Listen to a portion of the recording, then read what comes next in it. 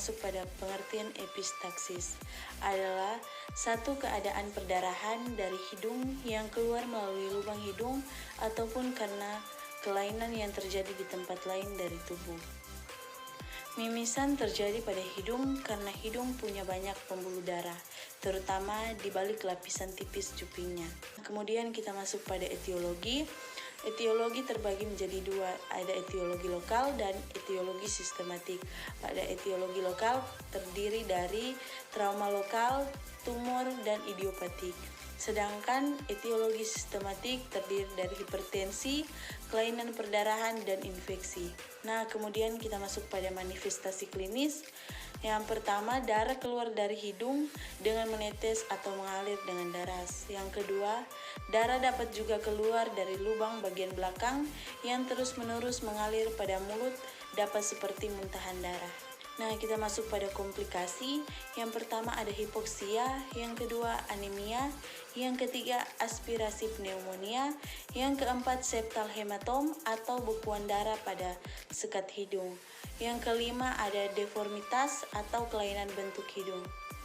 Pada pemeriksaan penunjang, yang pertama ada pemeriksaan laboratorium, yang kedua ada pemeriksaan darah tepi lengkap, yang ketiga ada pemeriksaan foto hidung, sinus paranasal, dan nasofaring.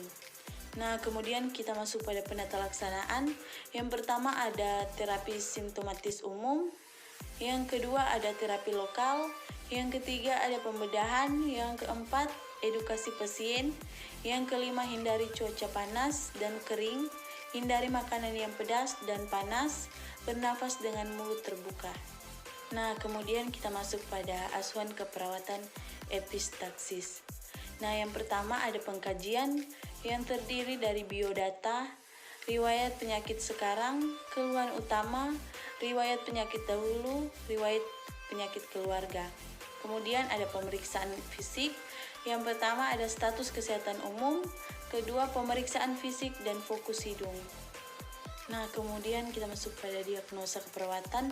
Yang pertama ada nyeri akut, yang kedua bersihan jalan nafas tidak efektif.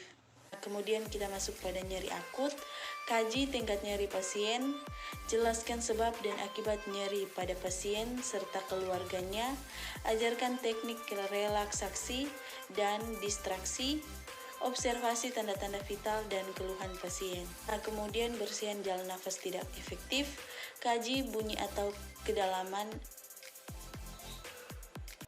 Nah, kemudian bersihan jalan nafas tidak efektif, kaji bunyi atau kedalaman, catat kemampuan mengeluarkan mukosa atau batuk efektif, berikan posisi